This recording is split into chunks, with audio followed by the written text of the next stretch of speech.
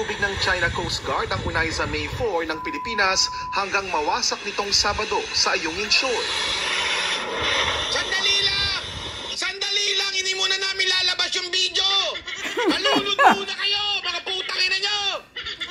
Ganon? Ganon ba gusto ninyo? Hayaan mo muna kayo malunod! Hindi namin lalabas yung video! Banat bay. Kaya nga, bakit pinapatagal pa yung pulburon video? Sinasabi natin sa mga Pilipino na to eh. Bakit pinapatagal pa kasi? Sa buhay ninyo. Labas na yung pulburon. Bago namin ilabas yung video, pagkakitaan muna namin yung video na yan. Para matapos na yung tunggulo. Mga piste. So, pababain na yung sikutin dyan. Hindi, nanay, mawalang galang na po Hindi ko po minumura yung mga naandun Ang sinasabi ko, parang ganyan ang ginagawa ng mga nagtatago ng lintik na video na yan. Nakikita nyo yung ginagawa sa atin. Darating ang panahon, lalala pa yan. Tapos tsaka na, lalabas namin sa June para may suspense. Tarantado pala kayo, magpatikit na rin kayo. Gusto nyo i-premiere na rin yung lintik na video na yan. Pagkakwarta nyo na ng todo-todo. O ibigay nyo na sa Viva, tas gawa nila ng pelikula. O pagawa nyo kay Daryl Yap. Direk, gawan mo nga ng eksena ito, bida si Amy Marcos. Oo, kaya nga. Labas na kasi yung pulburon video para mabilis ang problema matapos. Matinding hangin naman ang inihasik ng Chinese Navy helicopter sa Sandy K3 habang nagsusuri roon ang BFAR at... Alam mo, hindi biro yan. Maniwala kayo kasi ako nakailang sakay na ako ng helicopter. Hindi ka talaga makakalapit eh. Ito talagang sa ilalim, ang lakas ng force niyan. Dinaig mo pa ang niyan, ang hipo-hipo. Ay, hipo-hipo pala. Iba pala hipo-hipo na yan. Mga marine scientist ng University of the Philippines Diliman Institute of Biology. Sabi nito isa, bumanat ka din ng bumanat. Marunong ka pa doon sa may video. May puwersa ka din. Banat, mind your own business. That video is my business.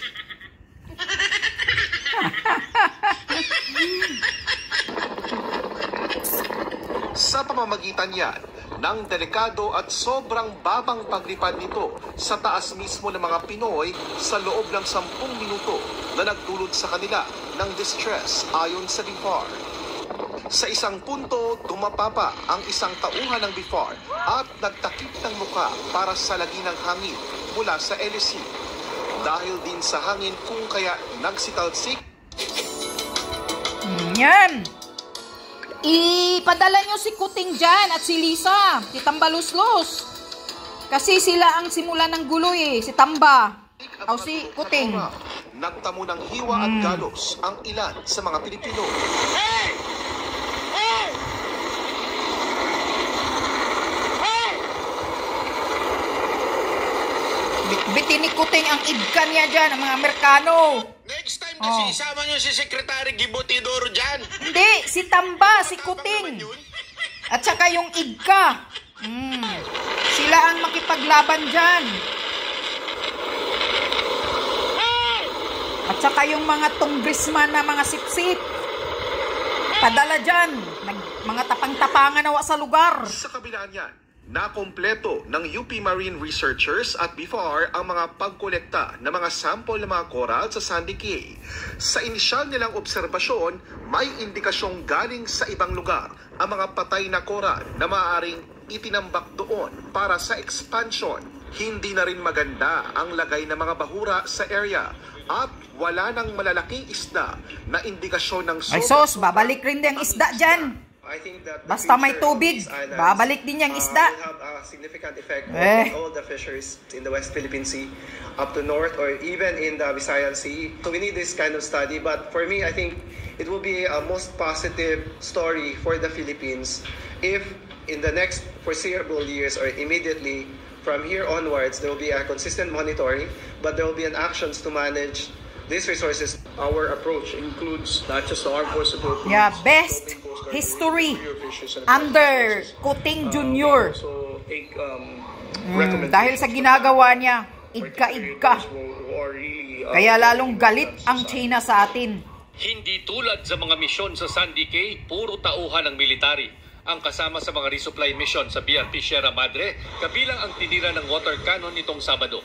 Kaya kahit ikinawasak yan ng mga yan pa'y resupply barko ships na ng Pilipinas, papel, at sira-sira ikinasugat ang ng mga ipinapadala. tauhan ng Philippine Navy, Kundi ba hindi mga ito pwedeng gamiting pasihan julol? ng isang bagong arbitration case laban sa China. Lusob Ayon pa yan ng kay lusob. dating Supreme Court Senior Associate Justice Pakakagigil Antonio kayo. Carpio. Ang sabi ng tribunal, this is a military activity outside the jurisdiction of the tribunal. Kaya rekomendasyon niya, ilipat na ang pangangasiwa sa ayungin sa Philippine Coast Guard mula sa AFP. Ang gagawin dapat natin ngayon, convert our presence there into a civilian presence. Pag hininto tayo from bringing in materials, construction materials, that's the Lagyang time we go barko back yan. to the tribunal. Maganda pa yung passenger na barko. Pasilidad, gaya ng isang lighthouse. Kapag hinarang pa rin daw ang Philippine Coast Guard ng China, pwede nang magsampa ng bagong kaso sa UNCLOS at humingi ng danyos ang Pilipinas sa China. Kahit ayaw magbayad ng China, may paraan daw para maningil. If we are awarded, Yala, how do otot we nyo. collect it? Paraan ng Just paningil. offset it against our loans to Tumahimik China. nga kayo. That is allowed. Offsetting is Isa allowed. lang ang problema So we dyan. actually collect.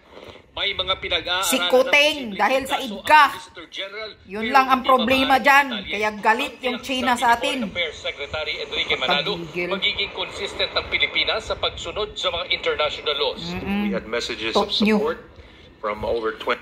Alam mo, ito Otot nyo. isa lang naman yung sa akin yan. Hindi ako magmamagaling pagdating sa foreign policy. Simpleng-simple para sa akin, common sense lang. Kung hindi natin pakakayanin,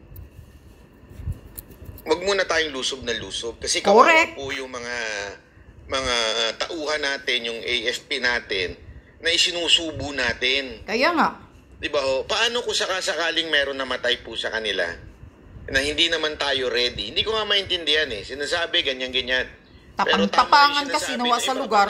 Bakit ganun yung barkong pupunta doon? Nakita na nga natin yung malulupit yung barko ng China. Bakit ganun barko ang ipapadala natin? Kaya nga, nakakahiyang barko. Ang dami naman natin pwedeng ipadalang barkong mas matibay. Barkong Bakit sira-sira. yung ganung klaseng barko ipapadala natin? Buti hindi nagtumbling pagbuhos ng tubig. Yun lang naman sa akin eh. Again, maliho ang China dito sa tingin ko na talagang nakakagalit, nakakainis, bastos, walang nya. Mali nga ang Pero China, huwag tayong lusog na pero lusog. kausapin sana ni Alam Kuteng niyo sa yan. rambulan, hindi ho ganyan ng dapat mautak ka sa rambulan. Kaya Sa nga. bawat gera, sa bawat pakikipag hindi ho yan yung lusob na lusob. Hindi ko nga maintindihan kung wala Magaling ang Pinas. sa kanila doon. Mayabang, matapang. Lalo na if you Tot are nyo. outnumbered o kaya mas powerful yung kalaban mo, di ba dapat hindi lusob na lusob? Kaya nga, Di ba dapat may diskarte? dapat utak gamitin. Bakit ba lusob tayo ng lusob na parang ang gusto lang natin tamaan yung mga Yan, gusto lang nila, bidyuhan. Sige, punta tayo.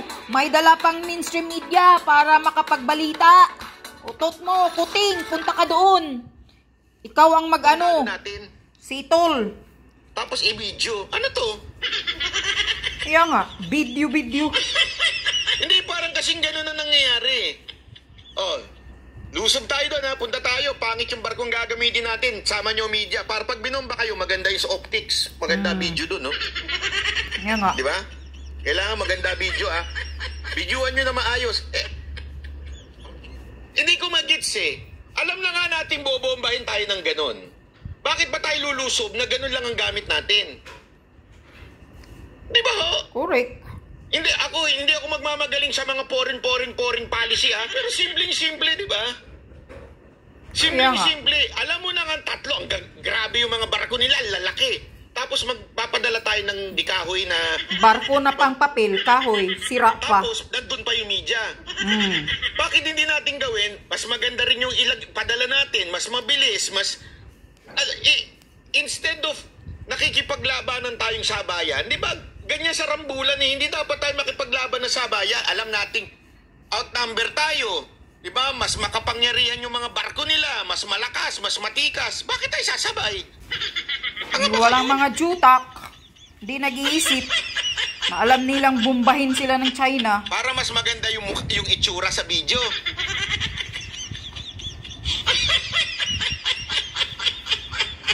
Di ba Nakapanggigil kunwari nga eh. nililigawan kayong jowa? Oh. merong nanliligaw kang kasabay, mayaman yung kasabay mo, pogi yung kasabay mo, sa iba mo dalihin. Alam naman, makikipagsabayan ka ng pera. Mayaman pala to. Makikipagsabayan ako ng pera. Wala ka ng pera eh, makikipagsabayan ka pa. Papa, pogi yung kasabay kong nanliligaw, magpapapogi. Pangit ka talaga eh. Anong gagawin mo? Tanggapin mo na lang. Tapos sa iba ka na dumalim, matuto ka na lang magpatawa. Baka mas matuwa pa sa'yo. Tama, mali.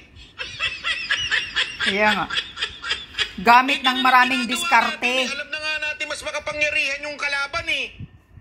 Oo. Correct. Bakit tayo? Ba't di nyo padala si Ninyo dyan?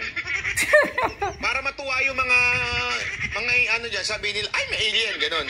May aliens. May alien, ano sila, superpower. Matutuwa yung mga Chinese. Countries, governments who clearly stated the importance of adhering to international law. Ayaw rin munang magkomento ng Chinese Embassy sa posibleng paghahain ng kaso sa UNCLOS. Pero git ng Vice Foreign Minister ng China, Ayan o, kakairita kasi, sorry. Nakakairita kung sino man yung nagpapadala sa inyo. Alam nyo na ngang araw-araw tayong binobomba ng tubig ng ganyan. Ang papadala mo pa yung barko natin na...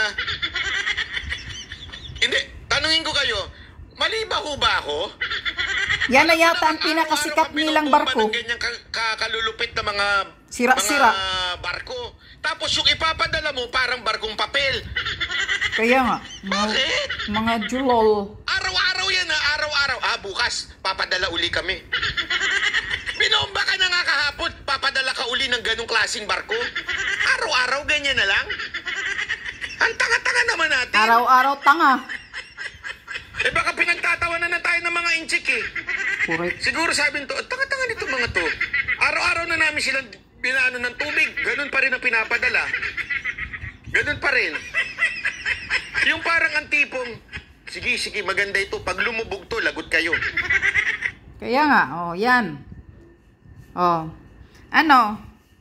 Tapang-tapangan pa rin kayo. Nakikita niyo na wala talaga kayong laban dyan. Tapos yan pa'y barko ninyong sira-sira. Hindi ba kayo nahihiya? Yan na ba ang pinakasikat ninyong barko? Nakikita niyo yung barko ng China dyan is ang laki-laki. Ang ganda-ganda. Barko niyo, papel, kahoy, sira-sira. Buti hindi nagtumbling.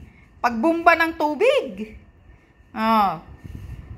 Nagmamagaling kasi kayo eh. Tapang-tapangan kayo, wala sa lugar. Ikaw, dyan, ipapadala dyan yung mga congressman na mga sip-sip na mga nagtapang-tapangan. Si Tambaloslo, si Kuting. Papadala dyan. Kasi yan naman ang dahilan eh. At saka yung IDGA, isama niya dyan.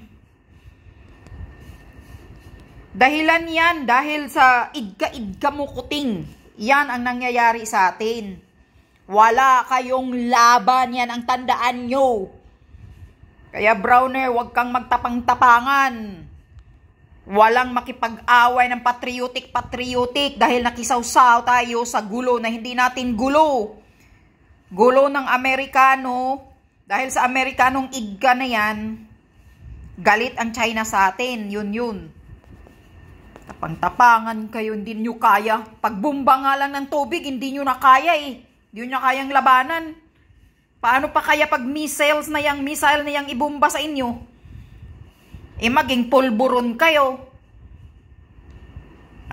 Powder, pulburon. Kaya yung pulburon video ni Kuting, ilabas nyo na. Kung sino man yung mga hawak para mabilis. Hilain na natin si Kuting dyan para matapos na itong gulo. Dahil wala siyang utak. Hindi man lang marunong makipag-diplomatic na makipag-usap sa China para matapos itong gulo na to. Kundi nagtapang-tapangan pa. Kayo mga taong bayan, makipag-away ba kayo? Itataya nyo ba ang buhay ninyo? Makipagpatayan ba kayo sa gulo na hindi ninyo gulo? Isip-isip din. Yan pa'y barko na nakakahiya. Barkong kahoy.